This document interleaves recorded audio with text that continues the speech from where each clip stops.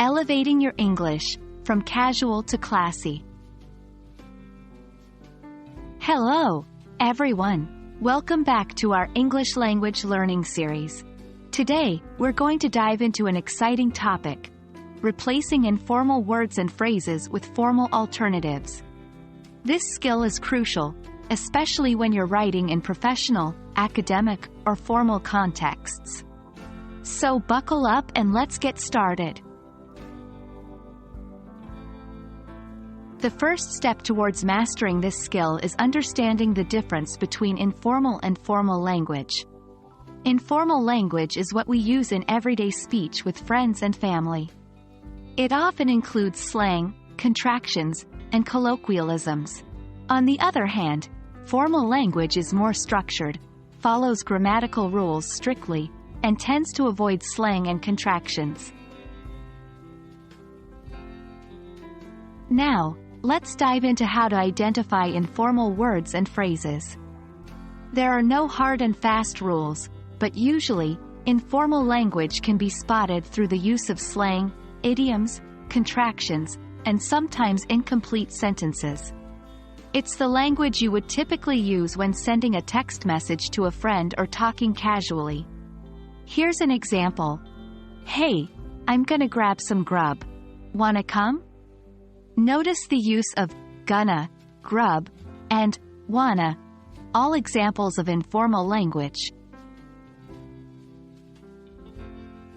The next step is to replace those informal words and phrases with their formal counterparts. Formal language often sounds more polite, eloquent, and professional.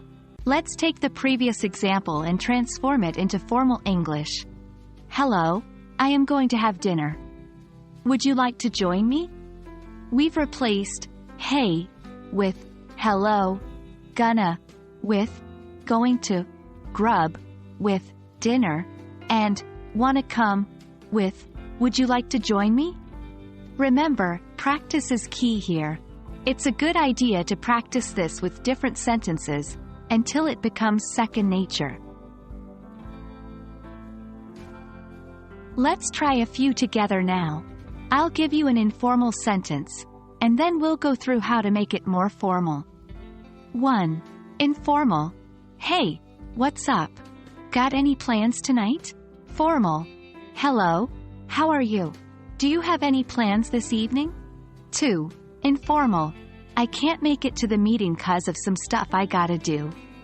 Formal. I am unable to attend the meeting due to some commitments. 3. Informal. That's a no-brainer. I'd definitely go for it. Formal. That is an easy decision. I would certainly pursue it. And that's a wrap for today. I hope you found this video useful in your journey to mastering formal English. Remember, it's all about recognizing the informal language and knowing how to replace it with a formal alternative. With practice, this will soon become second nature. Keep practicing and see you in our next lesson.